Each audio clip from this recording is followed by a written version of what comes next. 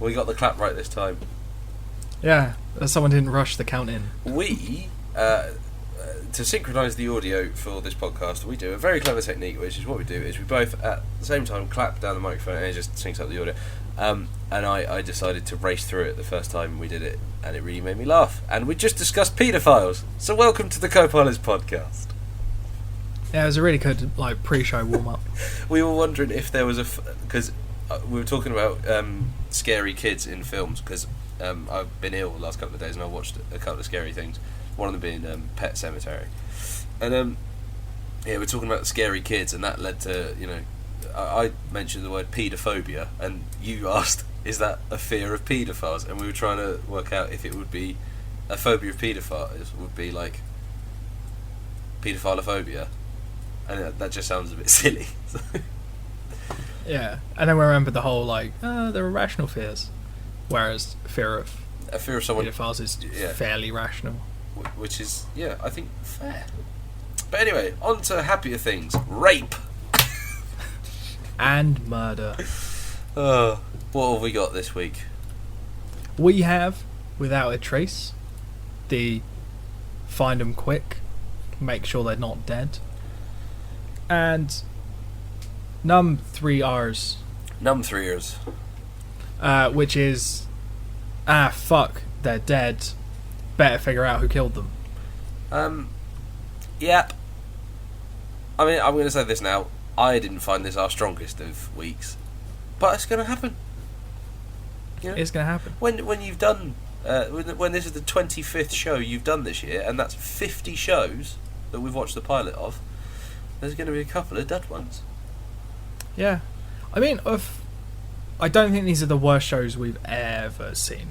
No, not by a long chalk, because there's still Entourage to be. And I think there's a few. I think there's probably a few others that are worse than these. But anyway, so without a trace, shall we just get out go of the into way? that? Because you were saying you had a lot to say about without a trace. Ask me what happened. What happened and who did you care about? I have to answer the two-part question. I don't know, and no one. I don't know. She was in the bath or something.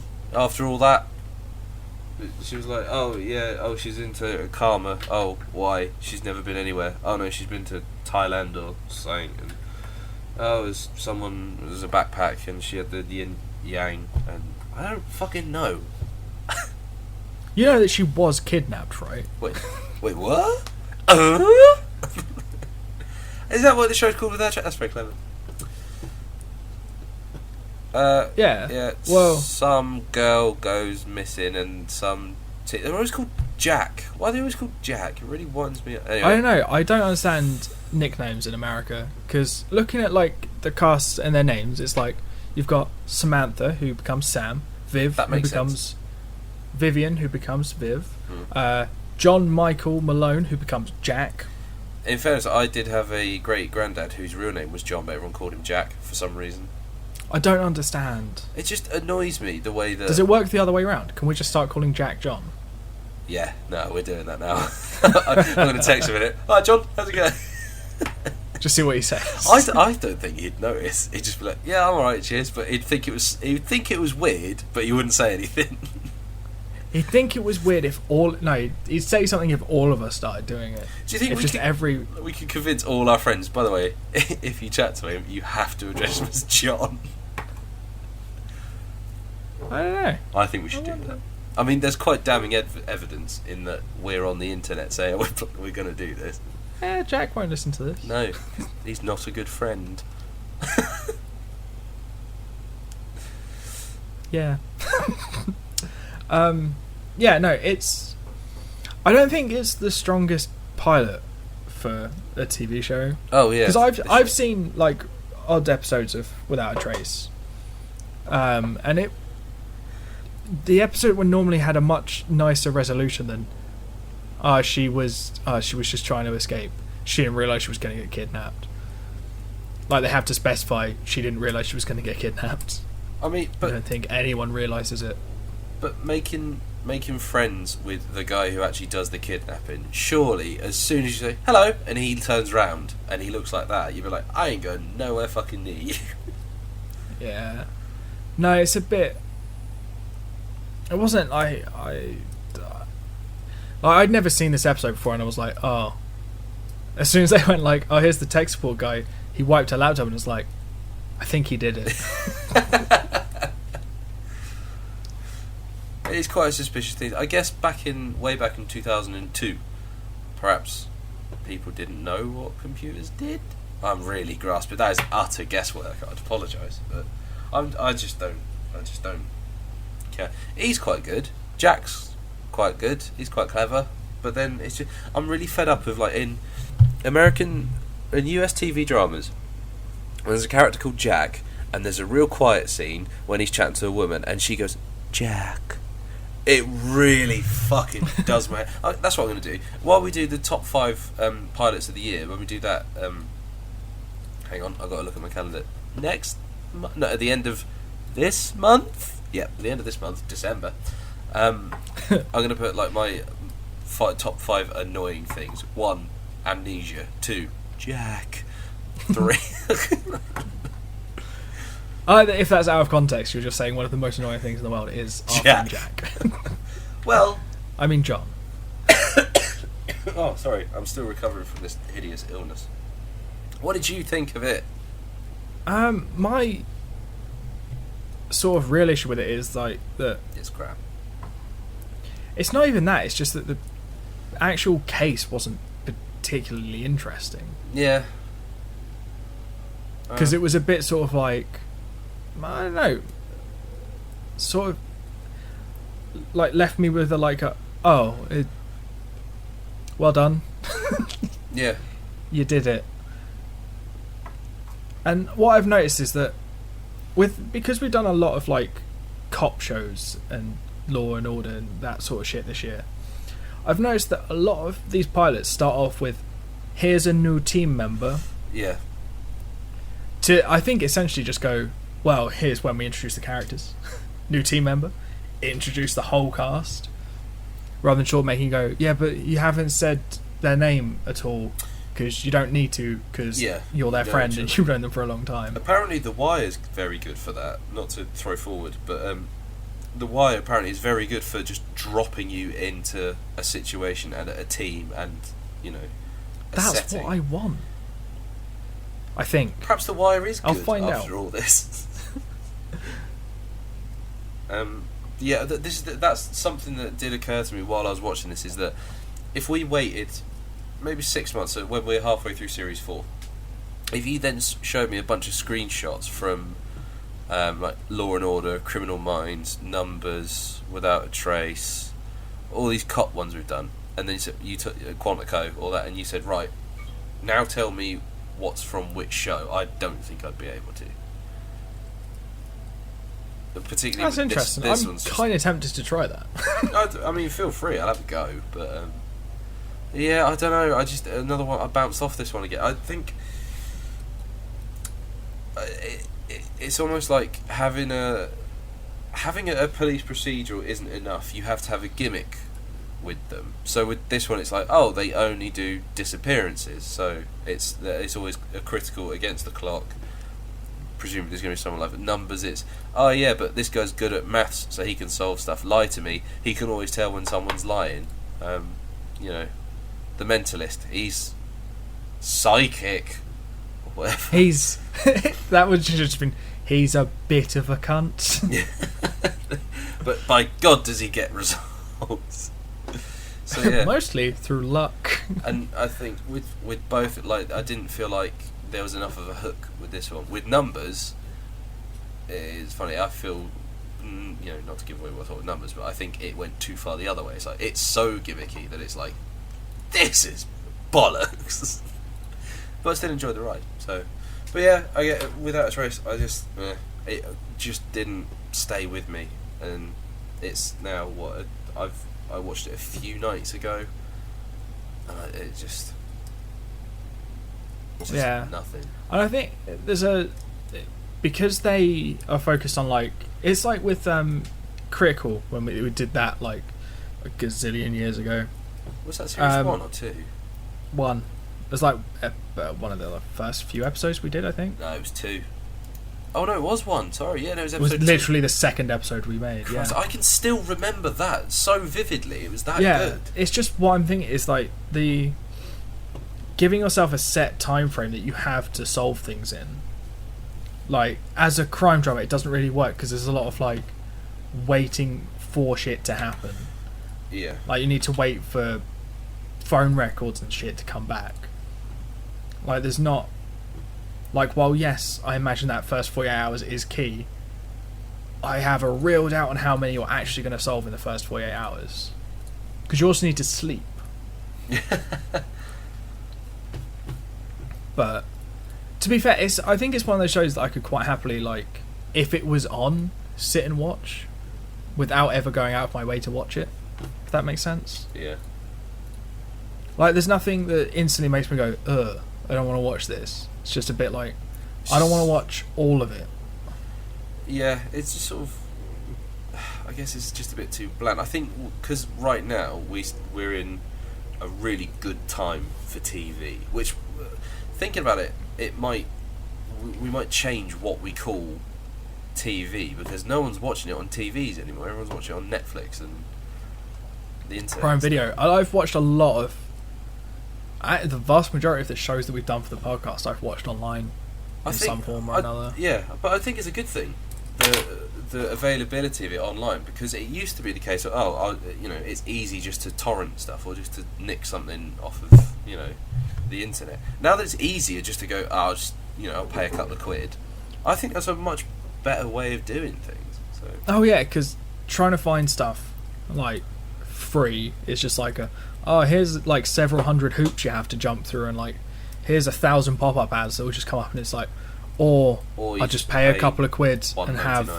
the episode that I want, and then watch it and then go, I'm not going to buy the rest of this. That's true. I've spent a lot of £2.50s on the HD pilot episodes of a lot of shows this year. You see, $1.89 standard definition. Oh, but I like it looking nice. The thing is, like, if I then like it, I'll be like, well, because generally I buy like Blu-rays or DVDs. I don't like the idea of buying whole seasons on Prime Video because they could just turn off the service. Yeah, that is true.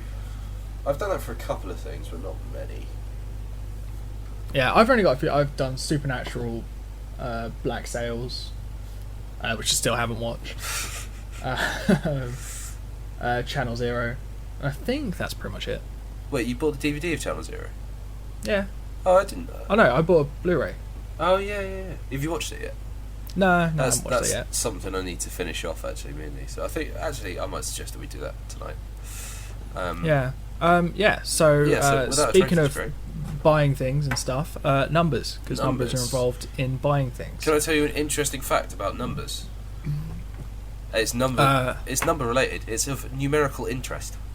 Is it that it has a 3 in the title? Yes. No, it is the fact that numbers, this conversation that's about to happen right now, this is a conversation about the 130th show we've discussed. Is it? It is. I've just done the maths. I've added up all the episodes from series 1, 2 and 3, and this is 130. That is an interesting fact, because it has a number 3 in the title as well. It's a good tie-in. It's a conspiracy, basically. Alex Jones, lizard people exist. I will confess I have watched this entire show. It doesn't surprise me, actually. I think I knew that. Right, here's my first issue with numbers, right? No, say things you like about it first, and then I can turn off when you start slagging off. This isn't exactly something I don't like. This is just something that it took me a while to figure out. Is that the fact that I was watching it and it was happening on screen, and then it would do. Charlie shows up, and I looking at this guy, and I fucking know this guy, and I'm like, holy shit, it's Oscar Isaac. And I was like, I can't believe it. He looks actually quite old for who he is. I was like, but. So he went from this to Star Wars, and then he started acting like Oscar Isaac does, and I was like, oh, that is Oscar Isaac. And then I looked it up, and it turns out it's not Oscar Isaac. But I was like, I fucking recognise this guy. I know I've seen him a lot of times, and I did a bit of Googling, and I realised he plays Bernard, who is the elf in The Santa Claus. And I watched that every Christmas when I was a kid. And then I Googled a picture of what he looks like now, and oh boy, he is no well. Yeah, he was also in the Playboy Club.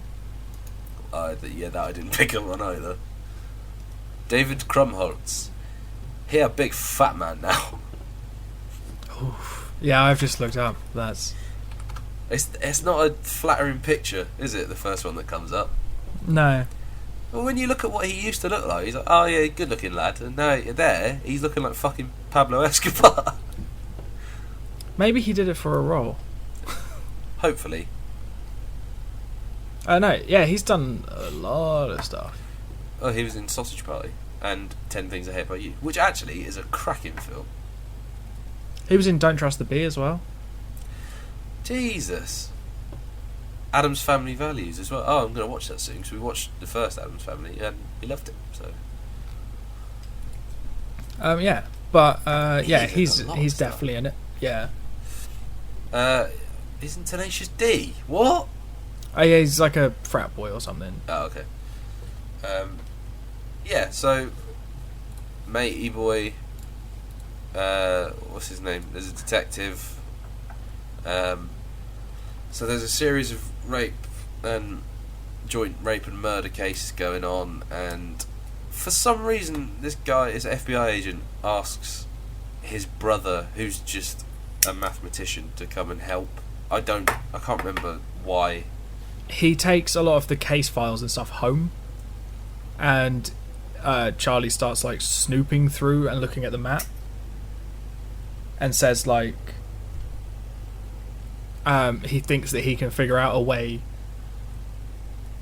to backtrace like from where all the like crime scenes are, looking at previous, and work out a point of origin. That's where the analogy about the sprinkler comes in. Yeah, that was which is a good analogy, I think, for what it is. What the idea being that you can't predict where it will go, but you might be able to, you can from those points work out where it is from the pattern it leaves on the ground. Yeah. Yeah, I mean, maths was never my strong point at school ever, and I can't. It just feels like it's a bit of a stretch too far. It's like, oh, if you look at the data of that, and they do address it. To be fair, say, look, the one variable you've got in all of your investigations with this is human behaviour, which you can't predict because humans are fucking weird. But even then, it's just basically, we know there are issues with this, but basically, don't worry about them. I was like, it's just a bit silly. What I like is that by about halfway through the episodes, he's sort of gone like, oh look, I've come up with this like really fancy algorithm. I've put in all the data. I've checked that it works. You just need to look at the guys in like this area, and they go, yeah, no, we have. They're all fine. And he's just like, I don't understand how my maths. It's like, well, what do you fucking expect? And also, it's nice. It's nice for a show that's this focused on the gimmick. Because I imagine in between episodes they solve a bunch of other fucking crimes, but then the actual episodes the episodes only focus on the maths ones they work together. Yeah. But I like that it didn't make it like a flawless thing. Like, I think Lie to Me does it so that he, like, Cal in that basically can always tell. Yeah. Whereas this is like going, yeah, like, it's not perfect, but I'll give it a good fucking go, mate. So I like that it's not made out to be like an infallible thing. But then, if I remember rightly, he starts to get overconfident with what he can do. Then he starts killing people. Well, no, I think then he just fucks something up. Because I think with the pilot episode, you sort of have to go like, here's like a kind of semi-happy resolution. Like, it's all going to be fine. Please come back next week.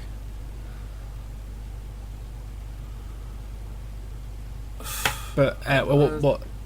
Like I enjoyed it more than I liked Without a Trace, definitely, and that's partly because I found like the characters were more engaging, and that is down to I'm going to call him Bernard because he's Bernard from Santa Claus. That's down to Bernard's performance, I think, a lot. But yeah, I don't, because the trouble is, because it's maths and I know I don't understand maths, I can't tell if I'm being fobbed off with jargon or if it makes a bit of sense. But I don't know how practically it would work if it was put into. But I can't remember what there was a point that, oh shit, it's gone out of my head. But there was a point where Charlie suggests something, doing something like to try and find out where the killer lives or is operating from or whatever.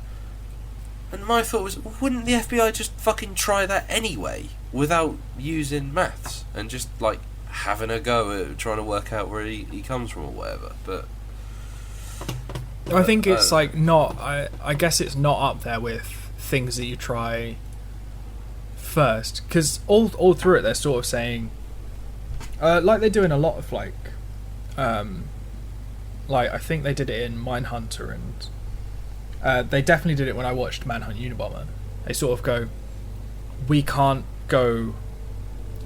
get warrants based on math. Like in Unabomber they went, we can't like do anything based on like your analysis of his writings. Yeah. So they sort of go, oh, you have to find a way to physically tie them to the place. Luckily, they turned up somewhere they thought he might be and went, oh, but you know, yeah, he's got a girl tied up in there. So that's some pretty damning evidence, really. But no, I quite like it's not one that you can't take it too seriously, I think. Yeah, definitely. Whereas I think Without a Trace is trying to be a bit more like, girl, we're serious. Yeah. Whereas I think Numbers knows it's a bit silly. Yeah, I think you're right. To an extent. Like, I feel like Ridley Scott is fairly aware of how silly some of the things he does is. That did surprise me when he kept saying, oh, executive producers, the brothers Scott, you know, it's like Tony and Ridley Scott. Like, oh, shit! Ridley. That's cool. Poor old Tony, that was sad. No. But, I mean, to be fair, I don't think I would sit down and watch Numbers again. You don't think you would? No, I mean, maybe. Because there's a couple cool episodes, like Charlie figures out where a plane crashed. The ground? Base. I can't... But yeah, but, like, where on the ground? Oh. It's more what they were worried about. On the top I can't of the ground? I think it was because, like, the radar, like, can't figure it out, and he just does some like math shit. And I think what he does is a lot of probability, because speed equals distance over time. Actually. Yeah, there's a probability that it ended up here, maybe. And I think he always does probability because he doesn't want to be wrong, but also wants to be able to go, no, fuck you, I didn't say it was definite. Yeah. But I think there are some like character arcs and story stuff throughout Numbers. But yeah, it's one of those, I don't think I need to watch it all again. Once was probably enough. It ran for 13 series. Or seasons, I suppose. Did it? Which is a lot of episodes. Yeah, it is. I feel like I didn't see 13. You're now realising that actually. I'm not sure. Yeah, I mean, to be fair, everything I watched of it, I was like, this is pretty cool. Wait, there's an episode with Neil Patrick Harris in it. Episode 5. Can you imagine if he was playing Barney Stinson? Yeah. This would have been just before, like, just a few years before How I Met Your Mother started. Ooh, if you look at random episodes on the wiki, it tells you what like the bit of maths they use is. The issue of prime numbers is the key on this case. Oh, for fuck's sake! The Fibonacci is. That will be one, definitely. Oh, this one is just... Assassin is derived from the Arabic hashashia. Those who stand apart from society, the colours, guard dogs, and perhaps necessary evil. I always thought it was from hashashin, which I didn't think was Arabic, but might have been an Egyptian word. Nah, maybe, I don't know. I don't really know where words are stupid. I do like etymology in that. That would be cool if they could solve crime with using etymology. Yeah, that would be tricky. If you want crime solved by language, Manhunt Unabomber. That is literally what it's about. Also, that and solving the Unabomber case. Isn't there something we watched recently that has like... Oh, fuck. Was it The Mentalist? No. There's something where they've got a board and they've got a... Yeah, there's a board... Numbers. Was it Numbers? There's a board in Numbers. He uses a lot of, like... There's a board and it's got like formulas. a note or a letter or something, and they're trying to convince... He's trying to convince someone, like... why this person is familiar to them or something, and it's looking at the grammar that they've used. What's that from? Is that The Mentalist? It might be. Or was that something different? Could have been Frequency or Dirk Gently as well. No, it was neither of them. It was very recent, like in the last week or so I've seen it. But then thinking about it's probably Mentalist.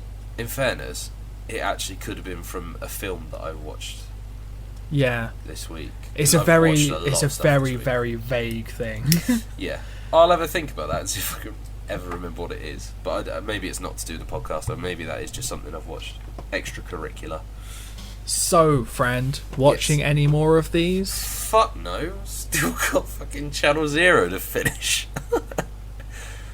But there's only 13 seasons of Numbers. That's a lot of fucking numbers. There's a lot of Bernard. Oh, I just googled the word numbers. Numbers are the... How would you describe what numbers? Numbers are things. Numbers What is a number? Do stuff. Numbers. And I didn't think there were 13 seasons. There are 6. wait, what? It says on the numbers there are wiki 13 episodes. Perhaps that's what I'm looking at. I think it might be, because I was like, I really don't think there are. I think they probably ran out of numbers. Like, we can't think of any more fucking crimes that can be solved using Pythagoras. Now fuck off. I just can't remember how it ends. They probably died in a plane crash, and actually they're all in limbo and they're waiting to go to heaven. They all died. I don't know. Anyway, yeah, I've already seen Numbers, and I'm not going to watch all of Without a Trace. So, yeah, I think that's us done, really. I'm just going to have a quick look at what the series finale of Numbers was, what happens at the very end. Oh, yeah, I started reading it, but then I stopped giving a fuck. Don proposes to Robin, so that's cool. Don't know who that is. Don't know who Robin is. You meet her at some point during the show? Thanks. I wondered if it might have been Robin from How I Met Your Mother, because Neil Patrick Harris was in it. But yeah, no, never watching this ever again, and same as Without a Trace. So that's £5 I won't ever get back. Genuinely, if you think about don't watch them in HD then. But it looks better. Okay, anyway, next week it's going to be an absolute cracker, because I've seen one of them, even though I can't really remember it. Actually, I've seen both of them. I ain't seen neither. Right, so we're doing Luther. We're doing a double Elba episode. We're giving it the Elba. We're having a toast Elba. A peach Elba. Anyway, Luther with Idris Elba, and The Wire with Idris Elba, and Dominic Cooper. Is it Dominic Cooper? I don't know, I haven't seen it. Dominic West. I always get those two mixed up. Dominic West, not Dominic Cooper. They look sort of the same as well, and they're both called Dominic, which I think is kind of cheating. So, Dominic Cooper, right, so to remember it, Dominic Cooper is Preacher, right? And Howard Stark. And the other one is not the one from Centurion, I think. But yeah, so, oh dear, I've accidentally just burnt something made of plastic. So yeah, I'm looking forward to that. That is our series finale, apart from the top 5 of the year, so...